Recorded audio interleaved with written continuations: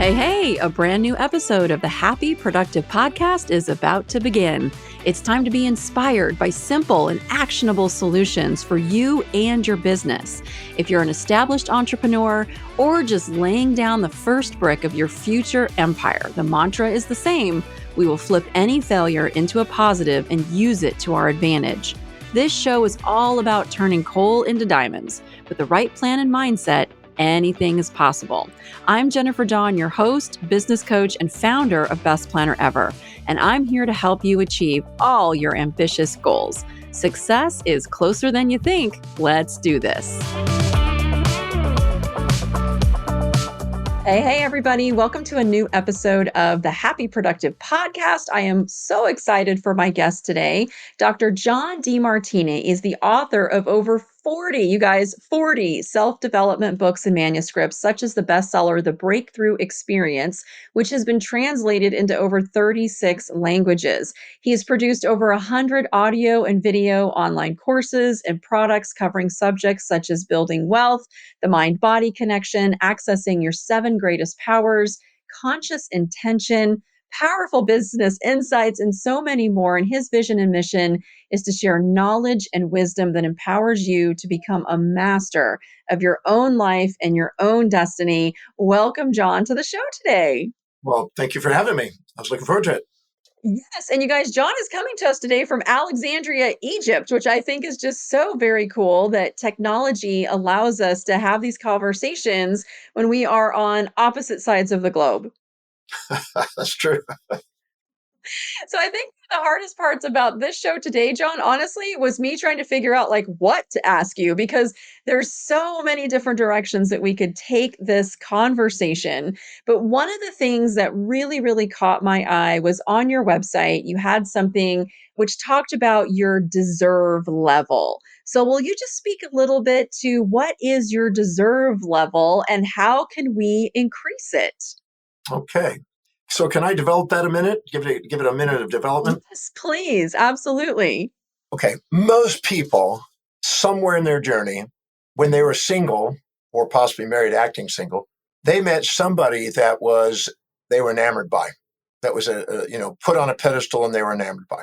And the moment they are conscious of the upsides and unconscious of the downsides and activate an amygdala's responsive impulse towards seeking that individual out, they find themselves putting that individual on a pedestal, minimizing themselves to them, and as a result of it, willing to sacrifice what's important to them to be with them for fear of loss of them initially.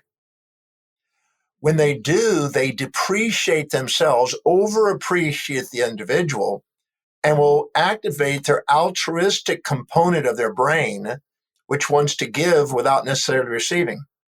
On the other hand, when you are meeting somebody that you are going, no way, avoid, danger, resent, and now you're conscious of the downsides, unconscious of the upsides.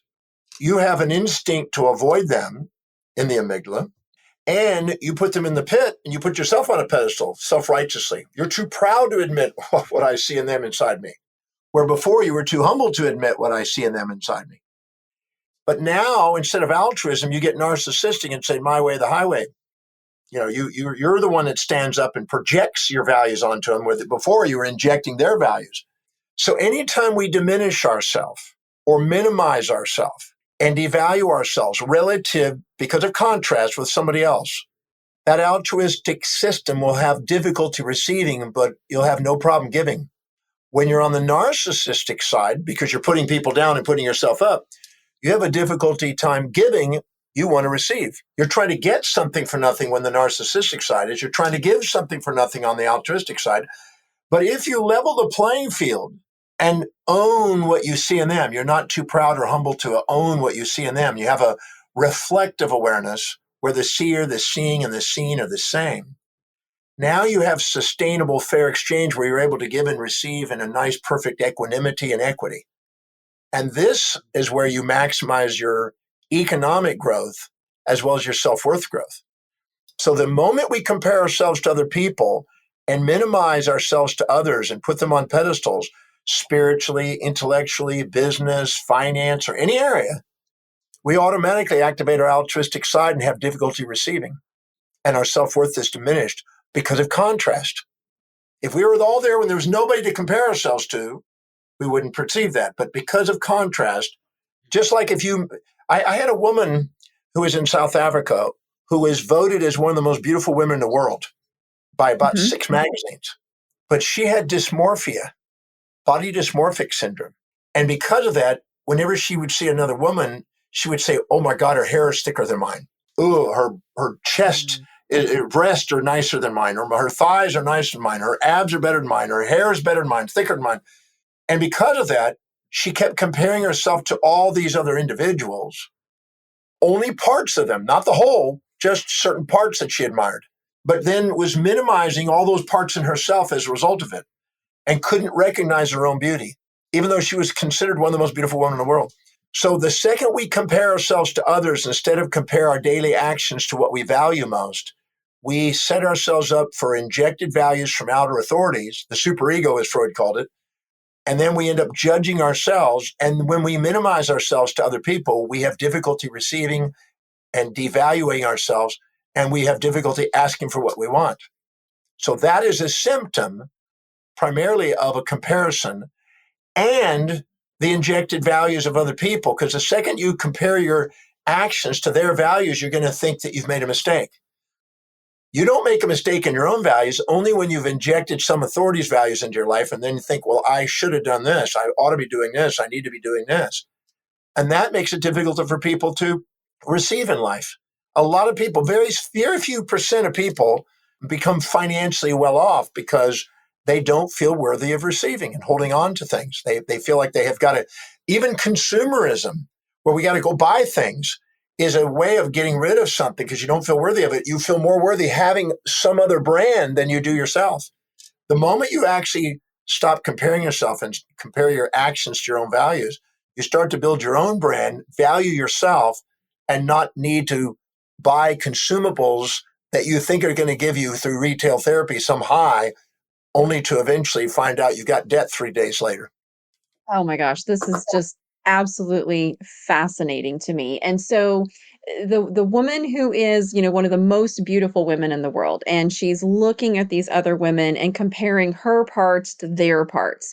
So when you have somebody like this, and I know people that are listening right now have all experienced this. We've all experienced it, whether it's a physical body, whether it's a relationship that we've seen somebody else has, whether it's money that somebody else has. So where do you start? Where do you start with starting to kind of level that playing field? Because it makes a lot of sense when you understand what's going on. But how do you actually start to, what do you do differently to start to level that playing field and stop, putting yourself either above somebody else or below them?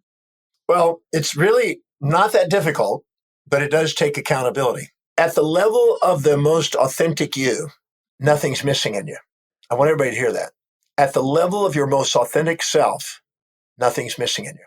But the moment you perceive another individual and are fooled by the facade of who you think they are, you now compare, and then you start to exaggerate or you minimize yourself to somebody else. And if you exaggerate yourself and put them down, you project your values onto them, which is futile. And if you minimize yourself and inject their values into you, you're trying to live in their values, which is futile. Anytime you try to get others to be like you or you to be like other people, you've got futility. And the futility is a feedback to let you know that you're judging instead of loving people.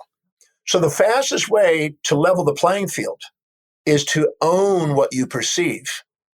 In the old New Testament, even though it's old, 2,000 years old, there's a very nice quote in Romans 2:1 that says, and I'm not a Bible thumper and Bible promoter. I just remember this quote. That's all. But it says, beware, for the ones you judge are reflections of you. You do the same thing they do. You got one pointing finger out, but you got three pointing back. So anytime you admire somebody on the outside, but you're too humble to admit what you see, you have what they have in your own form according to your own values, but you're not honoring it. And the same thing that you're resenting in somebody, you have what you see in them in your own form, but you're too proud to admit it and you're ashamed of it. So you're trying to avoid facing it. When you actually ask the question, what specific trait, action, or inaction do I perceive in them that I admire most? Maybe they're good in business, maybe they have wealth, or maybe they've got a more attractive mate, or socially connected, or whatever it may be. You immediately go and ask, what specific trait, action, or inaction do I perceive in them, them displaying and demonstrating, that I admire most or despise most? And then they go to yourself and go, all right, John, go to a moment where and when you perceive yourself displaying or demonstrating that same or similar specific trait, action, or inaction inside yourself. Where did you do it? When did you do it? Who did you do it to? Who perceives you that way? In your own form, in your own values. See, I had a lady on to my seminar yesterday, my Breakthrough Experience program, which is one of my signature programs. And she was really beating herself up compared to this person that was highly intelligent. Mm-hmm. And I said, he's highly intelligent in one area, academics and IT. Okay. And that's not your strength, is it? That's low on your values. She goes, yeah, that's not my thing.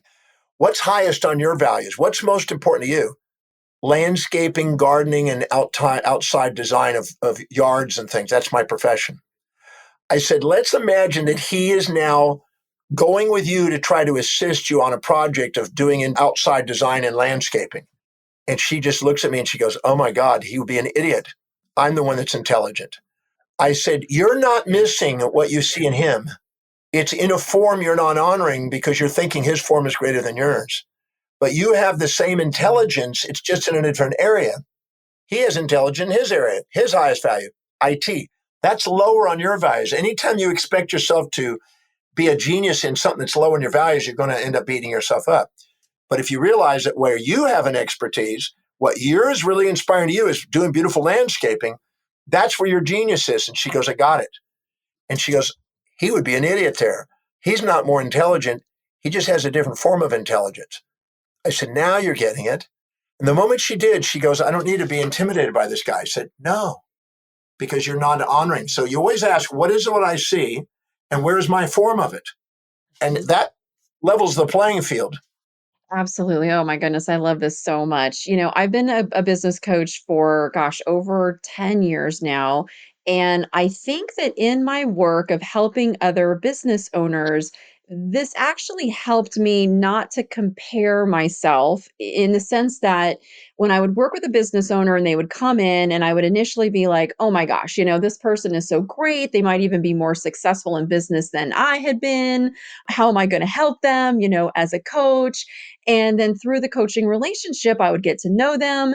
And then when you have a really good coaching relationship and it's a very safe space, like all the dirt, right? All the dirt comes up and it's a safe space. So I would never share any of that with anybody. But from the coaching perspective, it really helped me to see that anytime I saw somebody like comparing themselves to somebody else, it was like, wait a second, you don't know what's going on in their life behind the scenes. Because, yes, on the outside, that person might seem like so successful in business, but what you don't know is that, they're going through a horrible, horrible divorce, or they have just been diagnosed with a terrible disease, or they've filed for bankruptcy that you wouldn't know if you weren't in that intimate relationship with them and seeing behind the scenes. And so I think that really, really helped me that whenever I meet a person or work with a client, not to judge them and not to set like that false expectation, because it's like,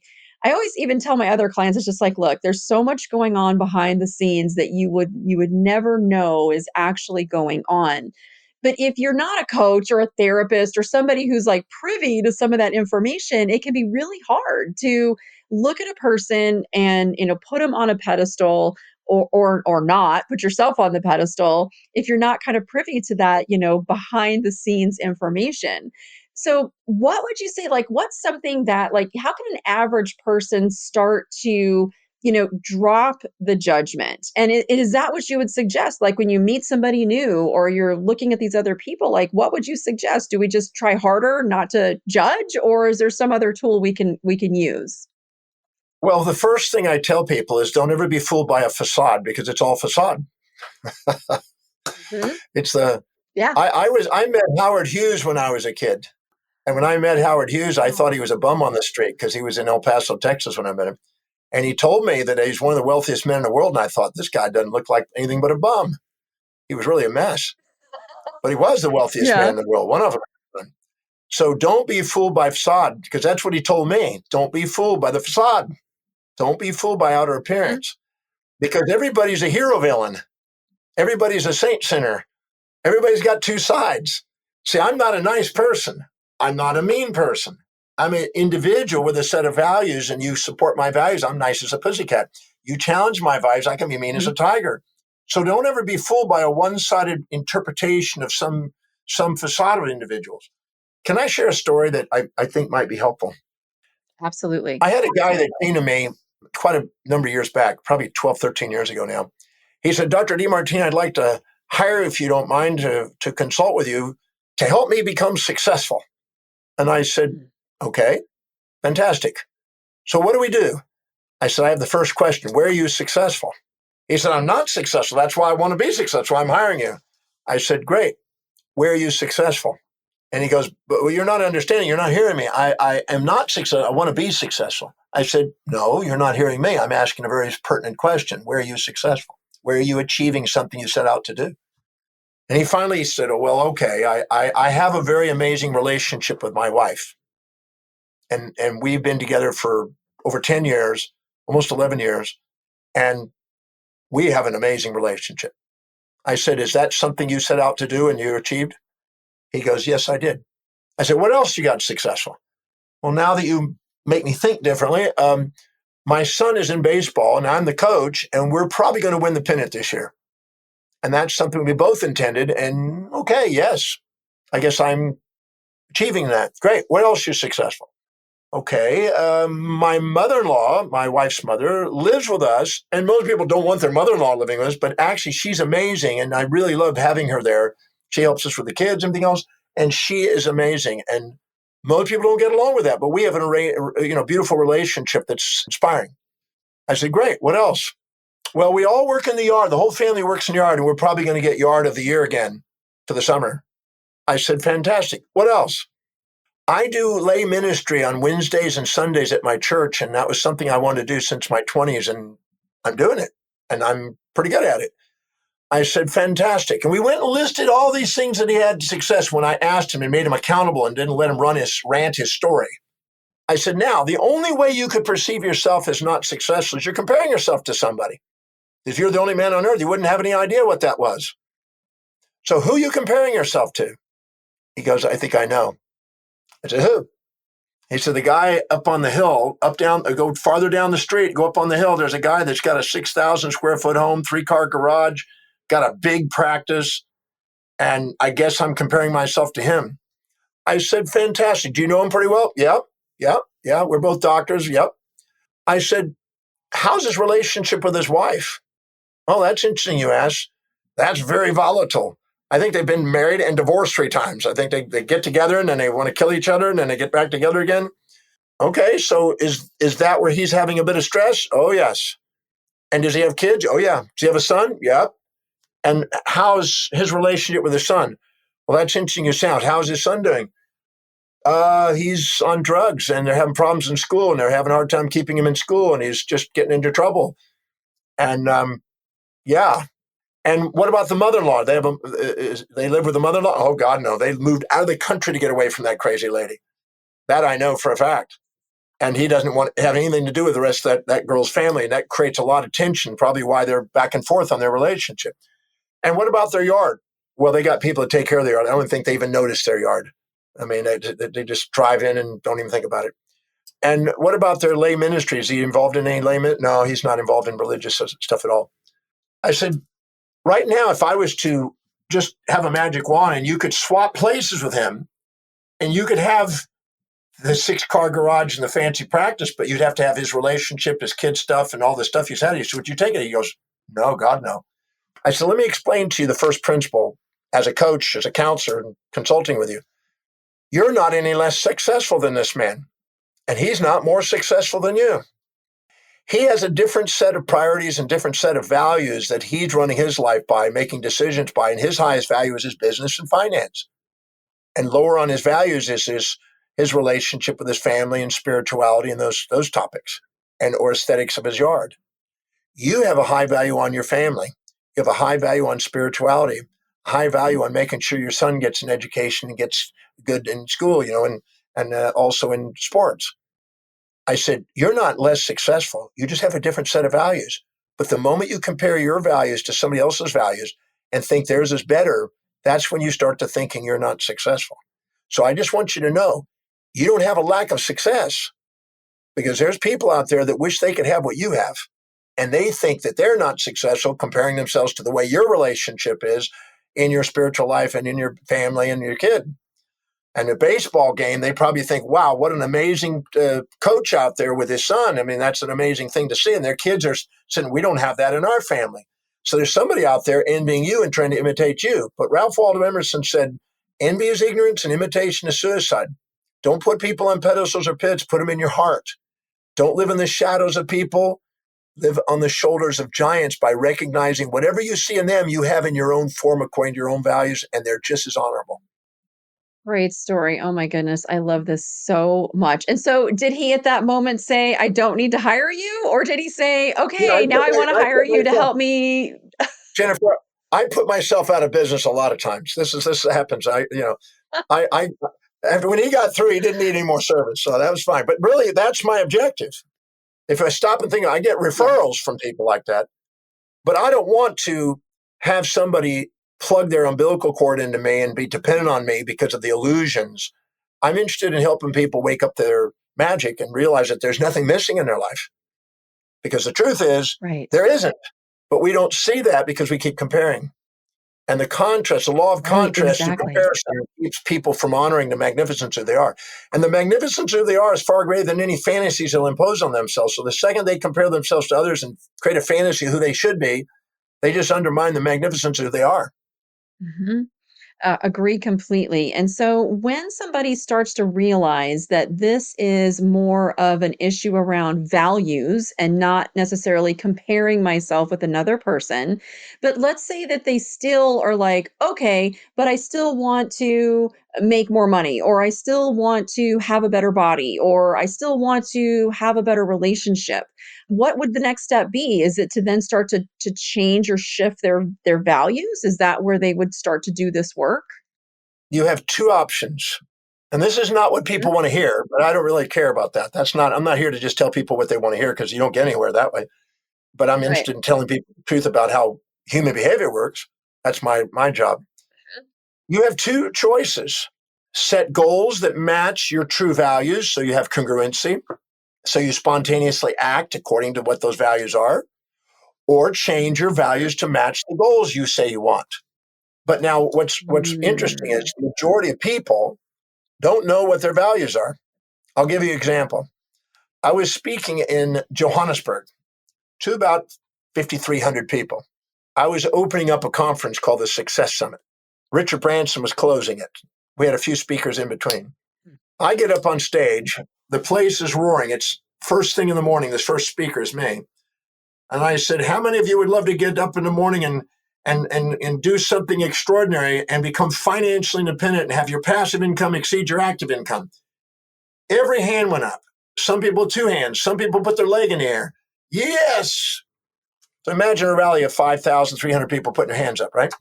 I said, fantastic. Now, how many of you have financial independence now where your passive income is exceeding your active income? You don't work because you have to. I mean, you're not working because you have to. You're working only because you'll have to. All the hands went down except 7 hands. And I said, isn't it interesting that all of you say you want to be financially independent, but now when I confront you, only 7 out of 5,000 have their hand up. So I'm going to confront you and make you realize that if you really did, you would be.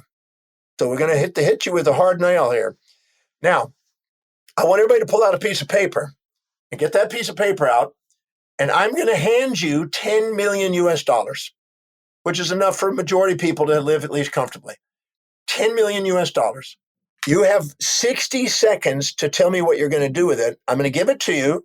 You're going to have it in your hands. 10 million. You have 60 seconds to decide what are the 10 things you're going to do with it. So, on your mark, get set, go. As fast as they can go, they're writing out the 10 things they would do with their money. Okay, stop. It's 60 seconds. Now turn it to the person to the left of you. They get it. Now, whoever just received it, calculate how much of that $10 million has been spent now on some sort of consumable that depreciates in value and just been destroyed as an asset. Between 20 and 80% of that money was gone in 60 seconds. They bought that house, they bought that car, they bought that trip, they bought those clothes, they bought that diamond ring, they bought these things. And when I got through, it was quiet. And they went, ooh. I then said, the hierarchy of your values dictates your financial destiny. If you don't have a value on buying assets that go up in value, you're going to spend it on depreciables and consumables that go down in value. And people that do that do not become financially independent. So you say you want to be financially independent, but I'm not interested in your words. I'm interested in your actions, and your hierarchy of values is dictating how you're going to spend it. So right now, how many of you actually had taken that money and immediately put it into assets that went up in value? There was a handful of hands up, and they all got their lesson. I said, now that we realize that you're a friggin' liar out there to yourself, and it's time to wake up, and I hit them really hard. I said, now, are you seriously ready to go and become wealthy? Which means you're going to defer gratification and you're going to start buying assets. Can you say no to buying immediate gratifying things? Can you forget the Joneses next door? Can you live within your means and invest money and actually start it to work for you? If you can change your financial destiny today.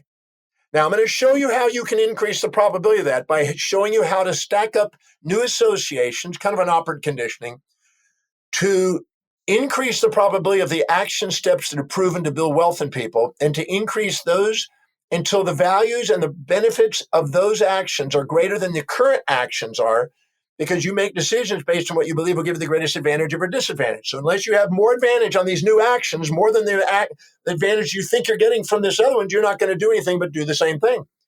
So we're going to do an exercise, and I'm going to shift your values today. But before you do it, make sure that's really what you want to do.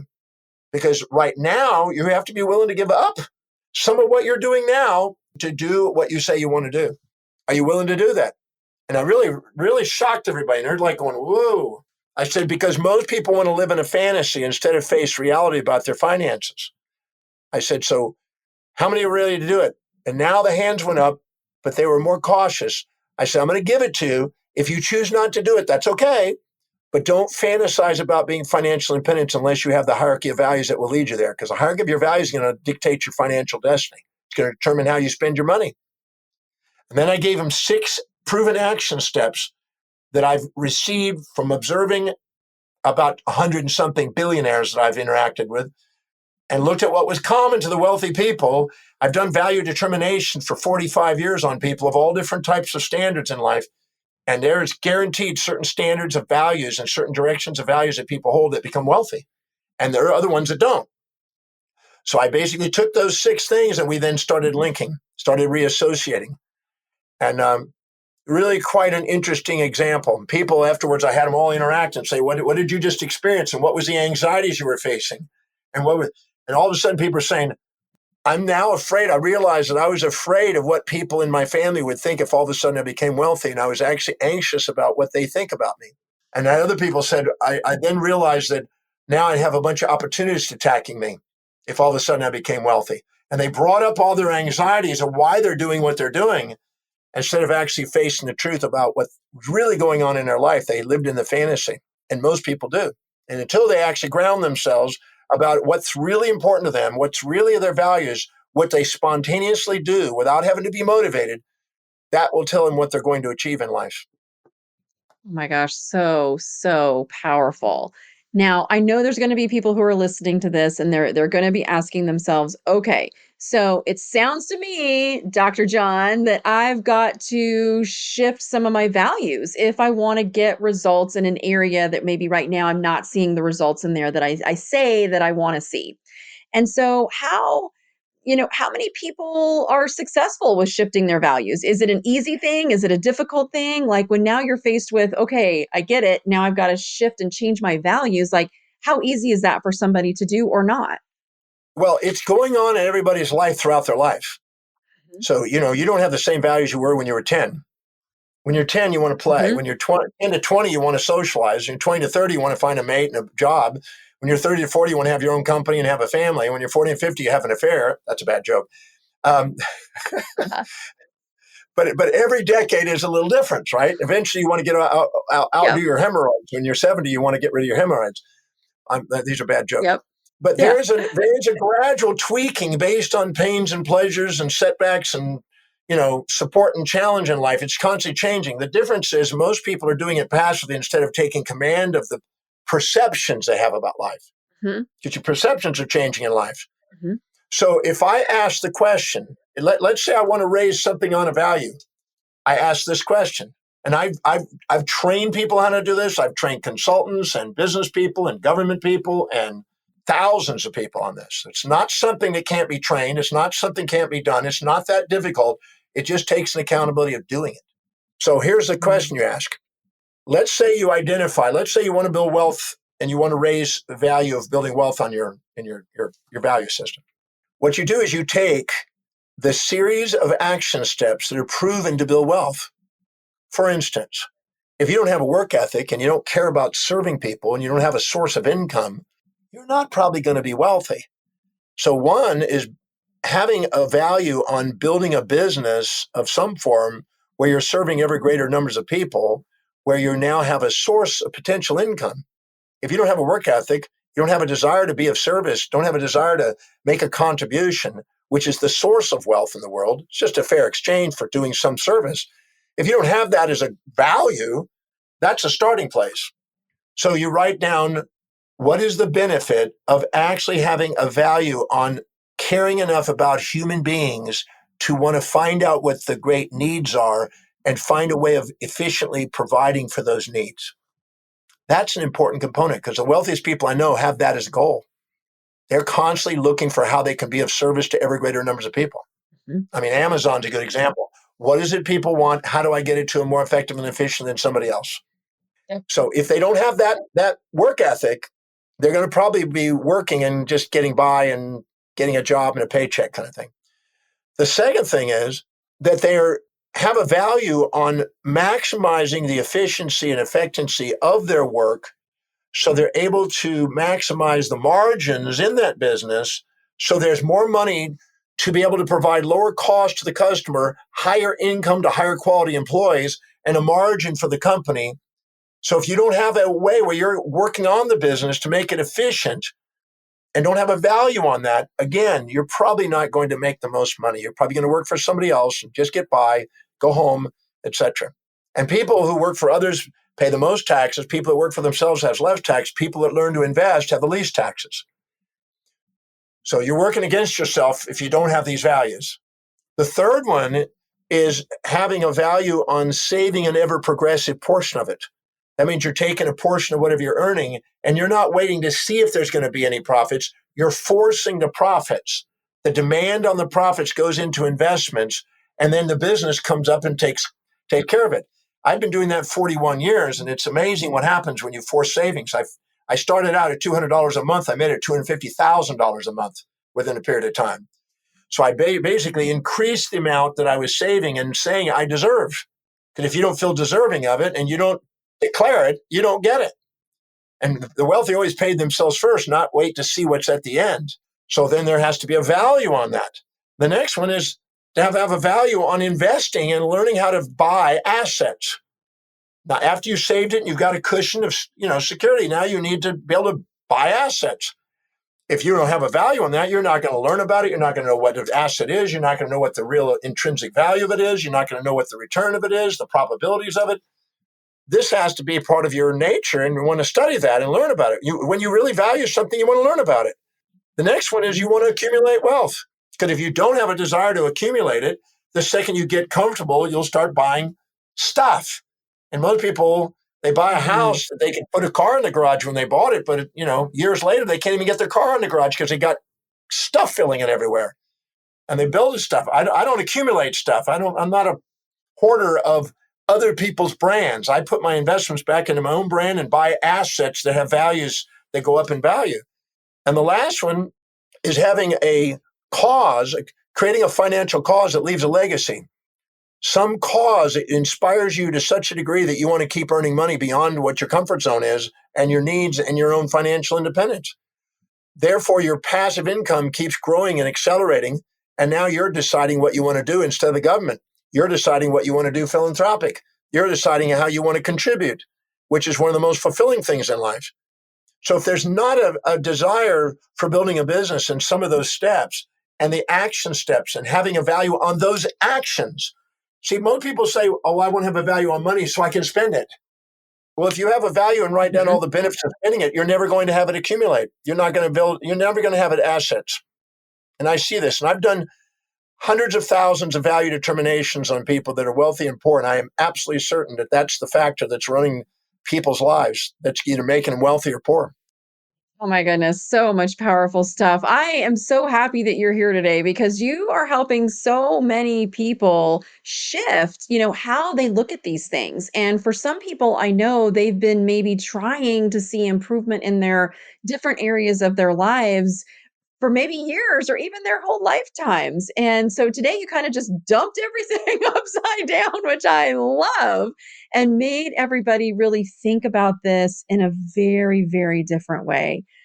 I love it. I love it. I love it all. Thank you. Thank you. Thank you so much, really, for being here today. Would you mind? Because I know there's a lot of people right now that are probably on fire. I'm on fire, like listening to you talk about these things. And where can they go to find out more about you, more about your books? Like, where can they find more about you?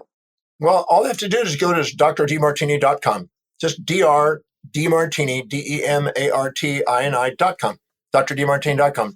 They are going to have to be a Buddhist believing in reincarnation because they can't possibly get through all of my website in one life. There's so much on there. They can go on there and just read and learn and listen to podcasts. And I mean, I've done 9,000 interviews, and so they've got plenty of stuff to look at and read and learn from. So just drdemartini.com, and they'll be busy. They'll have more than they're going to know what to do. Yes, they will. Yeah. Yes, I agree completely. All right. Dr. Demartini, thank you so much for being here today. I really, really appreciate it. You guys all heard the website. Please go there. Please check out his work. Just from today's show, I know that I had some of my values like, oh, I'm starting to put some of those into question and thinking about those just in this short time. So if you want more help with this, definitely go visit his website, check out his work. So much great stuff. And thank you for taking time out of your busy day in Egypt to be here with us today on our show and help some people. Thank you. Thank you for having me on your show. You're the one helping me. So thank you. You're very, very welcome.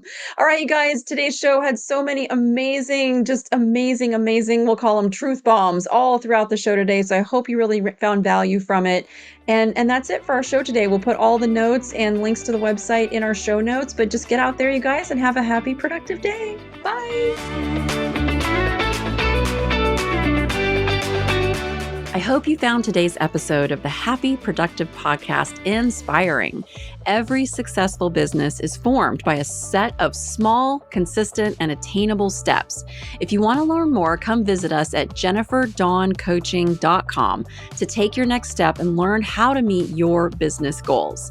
On our website, you're going to find free resources along with links to the life-changing coaching programs that have transformed the lives of so many of our clients, including the Coaching Academy and our Unbreakable retreats. Many of them started their journey by listening to this podcast. That's it. Thank you for listening and stay tuned for our next episode.